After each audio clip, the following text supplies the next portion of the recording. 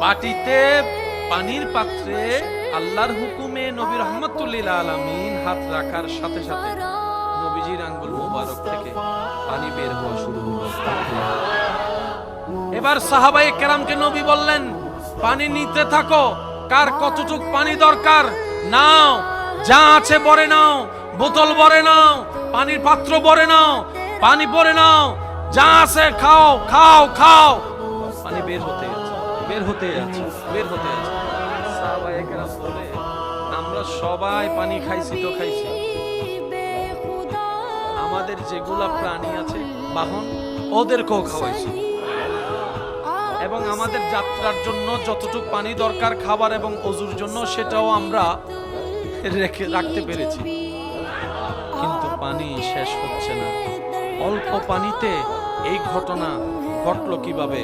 মনে রাখবেন, যখন আল্লাহ তাআলার ইচ্ছা হয় তখন অসম্ভব অসম্ভব হয়। সুবহানাল্লাহ। আর হাতটা নবী রেখেছেন যিনি আল্লাহর হাবিব, আল্লাহর পেয়ারা নবী, বলেন না সুবহানাল্লাহ। এই নবীর কোনো তুলনা, বলেন বলেন সবাই, এই নবীর কোনো তুলনা? নবীজি রাস্তা দিয়ে হেঁটে গেলে পাথররা সালাম দিতেন। এটা আপনার আমার কাছে অবাককর মনে হলেও আশিকদের কাছে, ইমানদারের কাছে এটা অবাককর বিষয় নয়।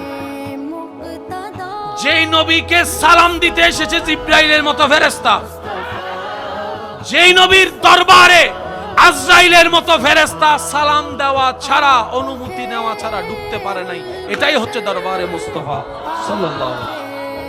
কত আদবের দরবার। আপনার আমার দাম বেড়েছে শুধুমাত্র নবীর উম্মত হওয়ার কারণে, নাইলে আপনিও মানতে বাধ্য। আপনার আমার 2 পয়সার দাম 8 আনা দিয়ে কেনা আর কিন্তু কিছু মাথার না কম। আচ্ছা শুনেন, কারো পিছনে যদি পুলিশ গার্ড থাকে তার দাম কি কমে না বাড়ে? আর যদি কারো পিছনে আর্মি গার্ড থাকে, আর কারো পিছনে যদি বড় বড় দেশের বড় বড় অফিসার গার্ড থাকে, আপনি এমন দামি, আপনি এমন সম্মানী, আল্লাহ আপনার গার্ড দেওয়ার জন্য 2টা নিষ্পাপ ফেরেশতা দিয়ে দিয়েছেন।